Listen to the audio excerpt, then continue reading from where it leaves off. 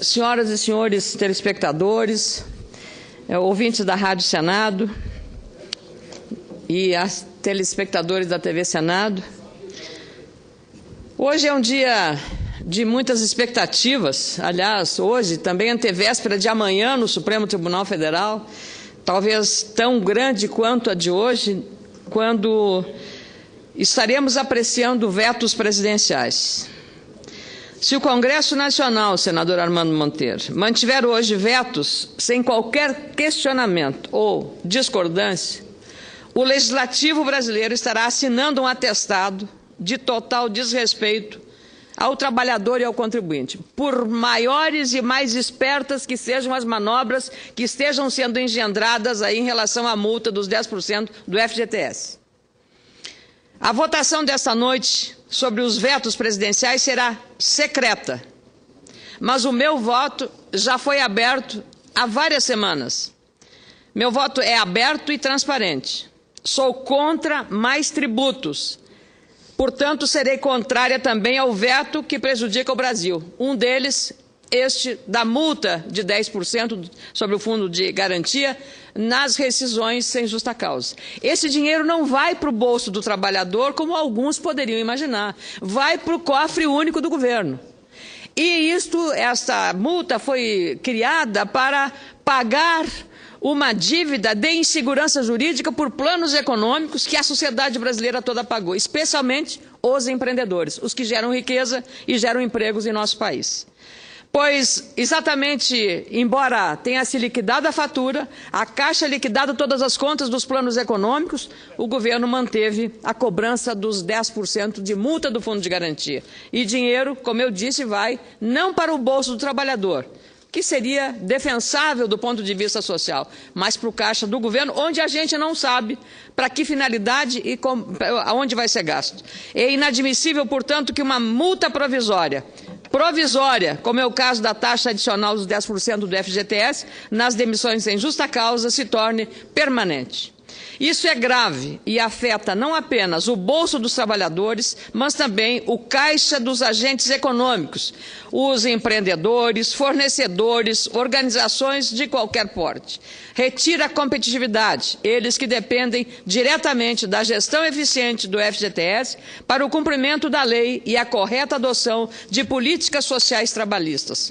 O delicado momento econômico do país exige mais que a intervenção deliberada do governo nos recursos do FGTS. O senador Paulo Paim, que tem dedicado a vida à defesa dos trabalhadores, sabe bem do sentido disso que eu estou falando, porque se o dinheiro do FGTS dessa multa fosse para os trabalhadores, seria a primeira voz a se levantar para a manutenção desta multa. Mas também o senador Paim sabe exatamente o que está se pretendendo com isso. É preciso transformar a equivocada política da cortesia com o chapéu alheio numa gestão muito mais eficiente das contas públicas, com desonerações tributárias reais, efetivas, que estimulem a produtividade, a competitividade, o desenvolvimento do setor empreendedor, a renda e o emprego para os trabalhadores brasileiros. Os lucros do FGTS pertencem aos trabalhadores. Qualquer uso indevido dessa importante fonte de recurso é apropriação inconveniente e ingerência política num patrimônio social. Falo isso, senhoras e senhores senadores, porque no caso da atual política econômica, a tendência do governo, lamentavelmente, tem sido oposta às necessidades do país. Qualquer especialista da área de finanças públicas sabe que multa não compõe nem pode compor orçamento. É inadmissível multa para gerar expectativa de receita e cobrir gastos correntes. É a conta da insensatez, parafraseando o sensato artigo do presidente da Federação das Indústrias do Rio de Janeiro, Eduardo Eugênio Gouveia Vieira, publicado hoje no Globo. O uso da multa extra do FGTS para cobrir perda de arrecadação, como tem feito o governo, é dose errada de remédio que pode até matar o paciente. Depois que o atual governo promoveu uma série de desonerações tributárias com somas em dezenas de bilhões de reais, soa absurdo e contraditório manter a multa adicional de 10% do FGTS. Como diz o especialista em relações do trabalho, José Pastore, esse valor do FGTS está fora do orçamento e é parte de uma dívida já paga, como expliquei há pouco. Mas o governo, equivocadamente, insiste em manter esta multa na categoria do orçamento geral. Diferentemente do que argumenta o governo, os recursos do FGTS não estão no bolo que financia o programa habitacional Minha Casa Minha Vida. Segundo o jornal Folha de São Paulo, de hoje, a multa de 10% do FGTS está desviando os recursos do fundo para o Tesouro Nacional, o Caixa Único. Mais de 460 milhões de reais foram retidos pelo Caixa do Tesouro, ameaçado pelo desaquecimento da economia e pelas políticas equivocadas na área econômica com desonerações. Há setores altamente protegidos. O Tesouro deve ao fundo mais de 9 bilhões de reais. É lamentável. E o governo usa o argumento de que a manutenção do veto vai gerar uma perda de 3 bilhões e 200 milhões de reais. Uma explicação extremamente absurda, eu diria até inadequada e inoportuna. Essa multa disfarçada de tributo já deveria ter acabado no ano passado. Lamentavelmente, continua em vigor. É preciso lembrar que a multa, criada em 2001, tinha um objetivo claro e único: zerar o rombo decorrente da decisão judicial que obrigou o governo federal a compensar o FGTS pelas perdas relativas aos planos Verão, no governo Sarney, e Collor I. A extinção da multa, o fim dessa cobrança, já deveria ter ocorrido.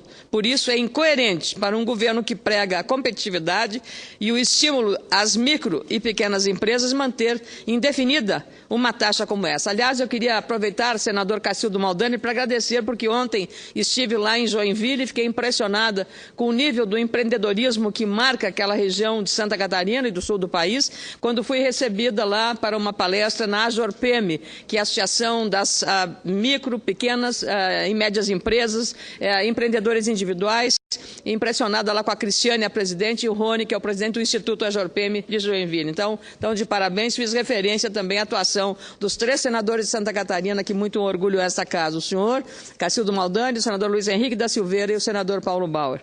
Não bastassem as limitações de infraestrutura, estradas ruins, portos ineficientes e aeroportos congestionados. Aliás, passei pela BR-101 entre Florianópolis e Joinville, ali na altura, e chovendo, na altura de Itajaí. Senador, eu fiz uma viagem de 180 quilômetros, praticamente 3 horas de viagem, 3 horas na estrada. Isso é uma coisa inadmissível. É caminhão demais e estrada de menos.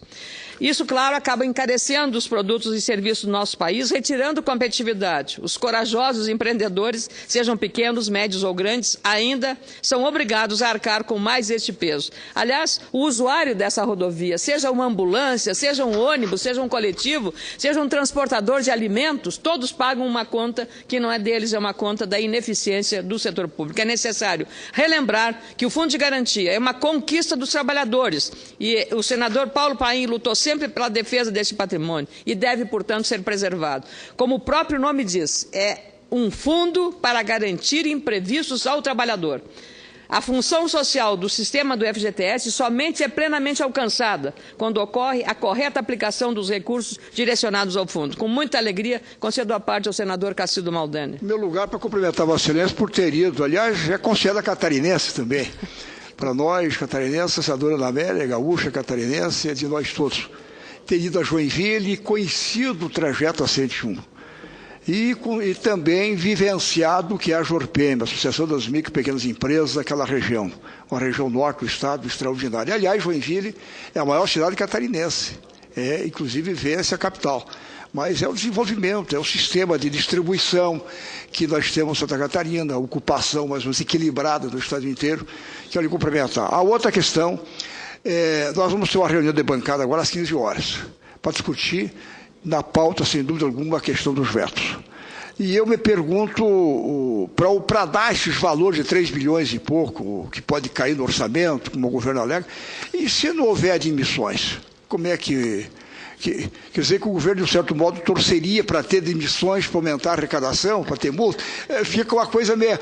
Nós vamos ter uma reunião de bancada agora, vai esquentar o debate. Eu acho que vai ser importante a gente levar algumas questões para serem dirimidas, sem dúvida alguma. Quero lhe cumprimentar, senhora. Muito obrigada. Queria aproveitar também, estava lá o vice-prefeito de Joinville, Rodrigo Coelho, do PDT, que é o vice do prefeito Udo, e também o Rodrigo, nosso vereador do meu partido, e o senador, nosso deputado Espiridião Amin, que organizou essa agenda lá em Joinville. A gestão financeira, de fato, senador Cacildo, tem esses problemas e a questão da eficácia desse recurso é uma obrigação não apenas da Caixa Econômica Federal, agente operador dos recursos do FGTS, como também do Conselho Curador do Fundo. É um colegiado tripartite composto por entidades representativas dos trabalhadores, dos empregadores e representantes do governo federal. Me surpreende, inclusive, a informação de que a Caixa Econômica Federal fez uma circular, a de número 629, publicada no último dia 11 de setembro, no Diário Oficial da União. A Caixa Econômica publicou a circular que dispõe sobre o orçamento do FGTS para o exercício de 2013. Se trata de uma nova distribuição dos recursos do orçamento operacional do FGTS para este ano. É a mais nova iniciativa da matemática criativa do governo. Primeiro fez a contabilidade criativa, agora vem uma matemática criativa. Queria aproveitar para saudar todos os estudantes e os jovens que estão aqui visitando o plenário. Sejam bem-vindos todos vocês aí, meninos e meninas estudantes. Continuem estudando. Essa circular da Caixa diz que a partir de então ficam destinados 20 bilhões de reais do FGTS para a concessão de financiamentos, pessoas físicas ou jurídicas que beneficiem famílias com renda mensal bruta limitada a R$ 3.275, passíveis de enquadramento no Minha Casa Minha Vida. A medida especifica para que tipo de operação cada montante será destinado, se para aquisição de imóvel localizado em área rural ou urbana. Além disso, a circular também define o valor de R$ 1 bilhão para ser aplicado em financiamentos que não se enquadrem nos programas no âmbito do Minha Casa Minha Vida. Os valores para aplicação de recursos alocados à área orçamentária de saneamento básico... Permite que eu registre aqui, você já o saudou, os alunos do ensino fundamental do Colégio Auxílio de Anápolis, Goiás. Sejam bem-vindos. O pessoal de Anápolis veio de um pouco perto, um pouco longe, né? Porque vieram de ônibus, certamente. Parabéns aí aos visitantes. A pergunta que faço: como ficam os recursos dos trabalhadores com essa nova maneira de operar o FGTS? Se o governo não foi competente o suficiente para gerenciar melhor os recursos do Tesouro, por que agora os trabalhadores têm que pagar o preço dos rombos orçamentários? Como integrante da subcomissão do FGTS no âmbito da Comissão de Assuntos Sociais, CAS, tenho a responsabilidade de fazer esses questionamentos e cobrar soluções. Além da questão do FGTS, outros 6 vetos presidenciais serão avaliados hoje, entre eles o artigo do Estatuto da Juventude, que previa meia passagem em transporte interestadual para jovens e estudantes. Trecho do projeto que pune empresas, pessoas jurídicas por atos de corrupção e ainda a previsão de desoneração na folha de pagamento de alguns setores, como é o caso do Reintegra, que aqui também lutei muito, fiz emendas também à medida provisória respectiva. Assumimos o compromisso de retomar a análise dos vetos por meio de uma nova sistemática, uma sessão por mês para tratar dos vetos. Sabemos, e estou terminando, senador Mozarildo, que para um veto cair são necessários 257 votos na Câmara e 41 aqui no Senado. Por isso, minha preocupação sobre a necessidade da derrubada dos vetos que prejudicam o trabalhador e o crescimento econômico do país. É preciso, sobretudo, prorrogar o Reintegra, programa que devolve aos exportadores 3% do faturamento com vendas de produtos manufaturados. Setores importantes da economia brasileira, como o de calçados no meu estado, muito forte no Rio Grande do Sul, no Vale dos Sinos, em outras regiões do Rio Grande do Sul, dependem diretamente dessa desoneração para se manterem competitivos, mesmo não há argumento de que o dólar agora está bom, mas os outros custos aumentaram, como a importação de matérias-primas usadas na fabricação dos calçados. Portanto, quero reforçar meu voto aberto e claro sobre essas importantes questões: derrubar o veto, a multa dos 10% e derrubar o veto à questão do Reintegra para o setor exportador. Penso que, desta forma, estarei cumprindo com a minha responsabilidade de um Estado que já é muito penalizado, com desonerações, um Estado marcadamente exportador e que, desde o início das políticas de estímulo ao setor exportador, vem pagando um preço muito caro, Por isso, entre outras razões, as combalidas finanças públicas do meu Estado estão numa situação absolutamente precária, eu diria pré-falimentar.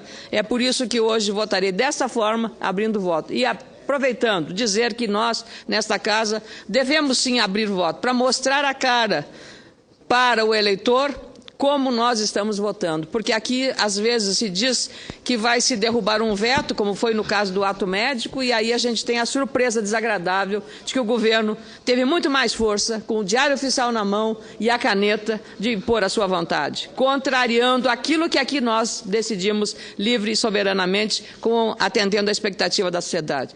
Com muita atenção, concedo a parte do senador Armando Monteiro. Doutora Ana Amélia, eu quero me congratular com Vossa Excelência, que traz aqui, mais uma vez, uma manifestação extremamente oportuna. Eu acho que Vossa Excelência tem razão. É hora de nós revelarmos a nossa posição sobre a manutenção ou não de vetos, e nesse caso específico, no que diz respeito ao adicional da multa do Fundo de Garantia, Vossa Excelência coloca de forma muito lúcida. O governo promoveu um festival de desonerações, de caráter seletivo, elegendo setores que foram beneficiados. E muitos questionam a eficácia dessa estratégia. E Vossa Excelência lembra que, nesse caso específico do adicional da multa, nós iríamos sim promover uma desoneração inteligente, porque estaríamos de forma absolutamente horizontal, reduzindo os custos do trabalho no Brasil. Porque esse encargo ele vai direto para o custo do trabalho formal no Brasil. É mais uma forma de desestimular o emprego formal. É algo que agrava o custo do Brasil, porque no conjunto da economia há uma rotatividade normal de mão de obra. É algo que, independente até dos ciclos econômicos. E aí, se a toda demissão corresponde um ônus adicional, nós estamos tornando os tais encargos que incidem sobre a contratação formal mais elevados ainda. Então, eu me congratulo com Vossa Excelência. O Congresso Nacional não pode permitir, não pode perder essa oportunidade de dar uma contribuição à redução do tão falado custo Brasil. É essa a oportunidade que temos. E é por isso que a nação espera que o Congresso possa atuar de forma responsável. Eu me congratulo com Vossa Excelência. Muito obrigada, senador Armando Monteiro.